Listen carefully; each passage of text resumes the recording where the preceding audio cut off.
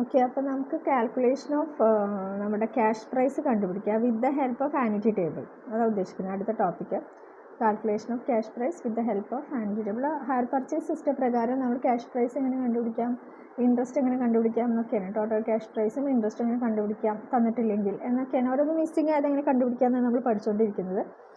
അപ്പോൾ ഇങ്ങനെ വരുന്ന സമയത്ത് ആനുറ്റി ടേബിൾ തന്നിട്ടുണ്ടെങ്കിൽ എങ്ങനെ ചെയ്യാം എന്നാണ്. അപ്പോൾ നമ്മൾ പ്രസൻറ്റ് വാല്യൂ കണ്ടിട്ടാണ് ചെയ്യുക. അതായത് പ്രസൻറ്റ് വാല്യൂ ഓഫ് ₹1. അപ്പോൾ നമുക്ക് പ്രസൻറ്റ് വാല്യൂ കോൺസെപ്റ്റ് പറയുന്നത് ഒരു രൂപയുടെ മൂല്യത്തിൽ വ്യത്യാസം വന്നുകൊണ്ടിരിക്കും. ഇന്നത്തെ ₹1 അല്ല, നാളത്തെ ₹1 എന്നത് രീതിയിലാണ് ഇവിടെ പ്രസൻറ്റ് വാല്യൂ ഫാക്ടർ കൊണ്ട് ഉദ്ദേശിക്കുന്നത്. പ്രസൻറ്റ് വാല്യൂ ഓഫ് ₹1 എന്നതുകൊണ്ട് പറയുന്നത്. അപ്പോൾ രൂപയുടെ മൂല്യത്തിൽ വ്യത്യാസം വരുന്നുണ്ട്. അപ്പോൾ അതിനനുസരിച്ചിട്ട് നമ്മൾ എമൗണ്ട് കാൽക്കുലേറ്റ് ചെയ്യുകയാണ് ചെയ്യുന്നത്. അപ്പോൾ ഇതിൽ പ്രോബ്ലത്തിലൂടെ മനസ്സിലാക്കാം.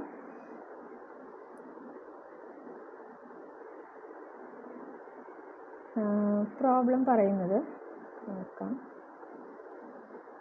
എക്സ് ലിമിറ്റഡ് പർച്ചേസ്ഡ്, നിങ്ങൾ മെറ്റീരിയൽ എടുത്തിട്ട് നോക്കാം. X limited purchased a machine on hire purchase system. Hire purchase system പ്രകാരം എക്സ് ലിമിറ്റഡ് ഒരു മെഷീൻ വാങ്ങിച്ചു. The payment is made as follows. Down payment 232.50. അതേപോലെ first installment 356.50. Second installment 451. Third installment 210. The payment are made at the end of first year. End of first ഇയറിൻ്റെ അവസാനമാണ് എന്ത് ചെയ്യുന്നത്, payment നടത്തുന്നത്. Second year and third year അതേപോലെ അവസാനമാണ് നമ്മൾ payment നടത്തുക. എല്ലാ വർഷവും പേയ്മെൻറ്റ് ലാസ്റ്റാണ്. The rate of interest is 5% ആണ്. Annuity table shows that the present value of ₹1 for 1, 2 and 3 year. Present value തന്നിട്ടുണ്ട് 1, 2, 3 ഇയേഴ്സിന് 3 വർഷത്തെ പ്രസൻറ്റ് വാല്യൂ തന്നിട്ടുണ്ട്. അപ്പോൾ നമ്മൾ എന്ത് ചെയ്യണം, പ്രസൻറ്റ് വാല്യൂ ആയിട്ട് കൺവേർട്ട് ചെയ്തിട്ട് വേണം എഴുതാൻ, നമ്മൾ ക്യാഷ് പ്രൈസ് കണ്ടുപിടിക്കാൻ. അപ്പോൾ നമ്മൾ ഇൻസ്റ്റാൾമെൻറ്റ് നമ്മൾ 3 കോളം കൊടുക്കുക. അത് എളുപ്പമാണ്. 3 കോളം കൊടുക്കുക. ഫസ്റ്റ് പർട്ടിക്കുലേഴ്സ് കോളം, പിന്നെ ഒരു ഇൻസ്റ്റാൾമെൻറ്റ് എന്ന് പറഞ്ഞിട്ടൊരു കോളം, പ്രസൻറ്റ് വാല്യൂ ഓഫ് ₹1 എന്ന് പറഞ്ഞിട്ട് column, present value of instalment എന്ന് പറഞ്ഞിട്ട് കോളം. അപ്പോൾ നമ്മൾ ക്യാഷ് ഡൗൺ പേയ്മെൻറ്റ് എന്ന് പറഞ്ഞിട്ട് ആദ്യം ഒരു ഡൗൺ പേയ്മെൻറ്റ് കൊടുക്കുമല്ലോ, 232.50 കൊടുത്തിട്ടുണ്ട്. അതിൻ്റെ പ്രസൻറ്റ് വാല്യൂ കൊണ്ട് ഇൻഡ്യൂ ചെയ്യുക. അപ്പോൾ ഇത് ഇപ്പോൾ കൊടുക്കുന്ന സമയം എന്ന് പറയുന്നത് വാങ്ങുന്ന വർഷം. അപ്പോൾ ₹1. അപ്പോൾ സെയിം എമൗണ്ട് വരും. പിന്നെ ഫസ്റ്റ് ഇൻസ്റ്റാൾമെൻറ്റ് പറയുമ്പോൾ അടുത്ത വർഷമാണ് ഡ്യൂ ആവുന്നത് അല്ലേ. അപ്പോൾ അടുത്ത വർഷം ഫസ്റ്റ് ഇൻസ്റ്റാൾമെൻറ്റ് 356 ആണ് വരിക. അപ്പോൾ അതിനെ എന്ത് ചെയ്യണം, പ്രസൻറ്റ് വാല്യൂ ഉണ്ട്. ഇപ്പോൾ രൂപയുടെ മൂല്യം ഓരോ വർഷം ഇതിന് കുറഞ്ഞിട്ടാണ് വരിക. നമുക്ക് ₹1 ഇന്ന് കിട്ടുന്നതല്ല അല്ലേ, അടുത്ത അതിൽ കിട്ടുക. അപ്പോൾ ഇവിടെ 0.9524 ആണ് വരിക ₹1 മൂല്യം. അപ്പോൾ 339.53 ആണ് വരിക, കുറഞ്ഞു വരും അല്ലേ. പിന്നെ സെക്കൻഡ് ഇൻസ്റ്റാൾമെൻറ്റ് 451 ആണെന്ന് പറഞ്ഞു. അതിന് നമ്മൾ ഇതേപോലെ തന്നെ അടുത്തതിൻ്റെ എമൗണ്ട് ആയിട്ടുള്ള 9070 ഉണ്ട്, 0.9070 കൊണ്ട് നമ്മൾ മൾട്ടിപ്ലൈ ചെയ്യാം. അപ്പോൾ 409.08 കിട്ടും. തേർഡ് ഇൻസ്റ്റാൾമെൻറ്റ് അതേപോലെ തന്നെ 210 × 0.8619, അതായത് ഓരോ നമ്മൾ തന്നിട്ടുണ്ട്, പ്രസൻറ്റ് വാല്യൂ തന്നിട്ടുണ്ട്, അതുകൊണ്ട് മൾട്ടിപ്ലൈ ചെയ്യാം. ആ കിട്ടുന്ന എമൗണ്ടിൻ്റെ ടോട്ടലാണ് നമ്മുടെ ടോട്ടൽ ക്യാഷ് പ്രൈസ് എന്ന് പറയുന്നത്. അപ്പോൾ ടോട്ടൽ ക്യാഷ് പ്രൈസ് കണ്ടുപിടിക്കാൻ എന്ത് ചെയ്താൽ മതി, ഇൻസ്റ്റാൾമെൻറ്റ് ഇൻറ്റു പ്രസൻറ്റ് വാല്യൂ. എളുപ്പമാണ്, നമുക്ക് ഈസി ആയിട്ട് ചെയ്യാൻ പറ്റും. അടുത്തതെന്ന് പറയുന്നത് നെക്സ്റ്റ് ടോപ്പിക് എന്ന് പറയുന്നത് accounting records in the books of purchaser. പർച്ചേസറുടെ ബുക്സ് ഓഫ് അക്കൗണ്ടിൽ നമ്മൾ എങ്ങനെയാണ് എഴുതുക എന്നാണ്. അപ്പോൾ നമുക്കറിയാം ഹയർ പർച്ചേസ് സിസ്റ്റത്തിൻ്റെ ട്രീറ്റ്മെൻ്റ് ആണ് ഇവിടെ പറയുന്നത്. അപ്പോൾ accounting records in the books of പർച്ചേസറുടെ ബുക്സിൽ എങ്ങനെ നമുക്ക് വരുന്നു എന്നാണ്. അക്കൗണ്ടിങ് റെക്കോർഡ്സ് എങ്ങനെയാണ് വരുന്നത്, അതിൽ നമ്മൾ എക്സാമിന് ചോദിച്ചിട്ടുണ്ടായിരുന്നു. അക്കൗണ്ടിങ് ട്രീറ്റ്മെൻറ്റ് എന്ന് പറയുമ്പോൾ നമ്മൾ ഇത് തന്നെയാണ് എഴുതേണ്ടത്. അപ്പോൾ there are 2 parties in the hire purchase agreement, that is the vendor and the purchaser. സെല്ലറുണ്ട് പർച്ചേസറുണ്ട്. Both these parties have to maintain books of account. 2 പേർക്കും ബുക്സ് ഓഫ് അക്കൗണ്ട് മെയിൻറ്റെയിൻ ചെയ്യണം. And record all transactions relating to the particular hire പർച്ചേസുമായി ബന്ധപ്പെട്ട എല്ലാ ട്രാൻസാക്ഷനും എഴുതണം. First C information is, അതായത് നമ്മൾ അക്കൗണ്ടിങ് റെക്കോർഡ്സ് എങ്ങനെ പറയുന്നതിന് മുന്നേ എന്തൊക്കെയാണ് ഇതിൽ ഇൻഫോർമേഷൻസ് റിക്വയർ ആയിട്ടുള്ളത്, നമ്മൾ ഹയർ പർച്ചേസ് സിസ്റ്റം റെക്കോർഡ് ചെയ്യുമ്പോൾ നമുക്ക് വേണ്ട ഇൻഫോർമേഷൻസ് എന്തൊക്കെയാണ് എന്നാണ് പറഞ്ഞിട്ടുള്ളത്. എന്തൊക്കെ ഇൻഫോർമേഷൻ അറിയണം ഹയർ പർച്ചേസ് സിസ്റ്റത്തിൽ ചെയ്യുന്ന സമയത്ത്? Date of purchase and down payment, date of which the instalment become due, date of closure of accounts, cash price, hire purchase price, number, amount and mode of each installment, rate of interest, rate of depreciation, method of depreciation. ഇതെല്ലാം നമുക്ക് അറിഞ്ഞിരിക്കണം. എന്നാണ് down പേയ്മെൻറ്റിൻ്റെ date എന്താ, purchase ചെയ്ത date എന്താ, down പേയ്മെൻറ്റിൻ്റെ date എന്താണെന്നൊക്കെ. അതേപോലെ തന്നെ ഇൻസ്റ്റാൾമെൻറ്റ് ഏതൊക്കെ ഡേറ്റിലാണ് ഡ്യൂ ആവുന്നത്, അക്കൗണ്ട് എന്നാൽ ക്ലോസ് ചെയ്യുക, ക്യാഷ് പ്രൈസ് എത്രയാണ്, ഹയർ പർച്ചേസ് പ്രൈസ് എത്രയല്ലേ, എത്ര ഇൻസ്റ്റാൾമെൻറ്റ് ഉണ്ട്, റേറ്റ് ഓഫ് ഇൻട്രസ്റ്റ് എത്രയാണ്, ഡിപ്രീസിയേഷൻ എത്രയാണ്, ഏത് മെത്തേഡ് ഓഫ് ഡിപ്രീസിയേഷനാണ് ഫോളോ ചെയ്യുന്നത്. പിന്നെ പറയുന്നത് let us see how accounting records are maintained. നമ്മൾ അക്കൗണ്ടിങ് റെക്കോർഡ്സ് എങ്ങനെ മെയിൻറ്റെയിൻ ചെയ്യുന്നു എന്നാണ് അടുത്തത്. അപ്പോൾ നമ്മൾ പർച്ചേസറുടെ അക്കൗണ്ടിൽ നമുക്ക് രണ്ട് രീതിയിൽ മെയിൻറ്റെയിൻ ചെയ്യാം. ഒന്ന് പറയുന്നത് the asset is record at the full cash പ്രൈസിൽ അസറ്റ് റെക്കോർഡ് ചെയ്യാം. രണ്ടാമത്തെ പറയുന്നത് when asset is record at the cash prize actually paid, എത്രയാണോ കൊടുത്തത് അത് അനുസരിച്ചിട്ട് ചെയ്യാം, ആക്ച്വലി പെയ്ഡ് അനുസരിച്ചിട്ട്. അപ്പോൾ നമ്മൾ ഫുൾ ക്യാഷ് പ്രൈസിലാണ് ചെയ്യുന്നത് വിചാരിക്കാം. അതാണ് ആദ്യത്തെ കേസ് വരുന്നത്.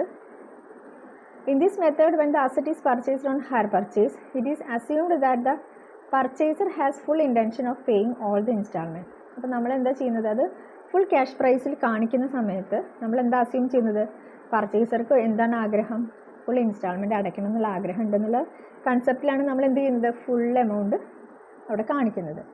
It is believe that hire purchase is just method of financing fixed assets. Under this method on purchase of plant and machinery account is debited with the total amount of cash price and the corresponding credit shall be given to hire purchase account. അപ്പോൾ ഇവിടെ നമ്മൾ higher purchase account എന്ന് പറയുന്നത് തന്നെ നമുക്കൊരു fixed asset finance ചെയ്യുക എന്നുള്ളൊരു ഉദ്ദേശമാണ്. അതുകൊണ്ട് തന്നെ ജേണൽ എൻട്രി വരിക asset account debited to vendors, hire vendors account എന്ന് പറഞ്ഞിട്ടാണ് വരിക. Okay, interest is recognised and accounted for the time of instalment become due. അപ്പോൾ ഇൻട്രസ്റ്റ് നമ്മൾ കണക്കാക്കുന്നുണ്ട് ഇൻസ്റ്റാൾമെൻറ്റ് ഡ്യൂ ആവുന്ന സമയത്ത്. അപ്പോൾ ഇവിടെ ജേണൽ എൻട്രീസ് എന്തൊക്കെയാണ് നോക്കാം. When the asset is purchased on hire purchase, hire purchase പ്രകാരമാണ് ഒരു അസറ്റ് വാങ്ങുന്നത് എങ്കിൽ അപ്പോൾ ജേണൽ എൻട്രി ആദ്യം വരുന്നത് asset account debited to hire vendor account. Next for cash down payment hire vendor account debited to bank. അതായത് വാങ്ങിക്കുന്ന സമയത്ത് അസറ്റ് വാങ്ങി ഹയർ പർച്ചേസ് പ്രകാരമാണ് asset account debited to hire vendor account. Then hire vendor to bank എന്ന് പറയുന്നത് നമ്മൾ പൈസ കൊടുക്കണം, ഡൗൺ പേയ്മെൻറ്റ് കൊടുത്തതിനുള്ള ജേണൽ എൻട്രി ആണ്. പിന്നെ നെക്സ്റ്റ് വരുന്നത് when the first instalment is due, ആദ്യത്തെ ഇൻസ്റ്റാൾമെൻറ്റ് ഡ്യൂ ആകുമ്പോൾ interest account debited to hire vendor account due ആകുമ്പോഴത്തെ എൻട്രി. ഇനി ഇൻസ്റ്റാൾമെൻറ്റ് പെയ്ഡ് ആകുമ്പോഴത്തെ entry when the installment is paid hire vendor account debited to bank. ഇനി for depreciation charge എന്ന് പറയുന്നത് at the end of accounting period depreciation account debited to asset അക്കൗണ്ടാണ്. ഇനി for transfer of interest and depreciation എന്ന് പറയുന്നത് journal entry profit and loss account debited to interest account to depreciation. Profit and loss അക്കൗണ്ടിലേക്ക് ഒരു എഴുതി തള്ളുമ്പോൾ ഇങ്ങനെ entry വരിക to interest to depreciation എന്ന് പറഞ്ഞിട്ട്. സോ ഇതാണ് ജേണൽ എൻട്രീസ് വരുന്നത്. ഇനി ഇത് പ്രകാരം ഉള്ള പ്രോബ്ലംസ് ആണ് നെക്സ്റ്റ് വരുന്നത്.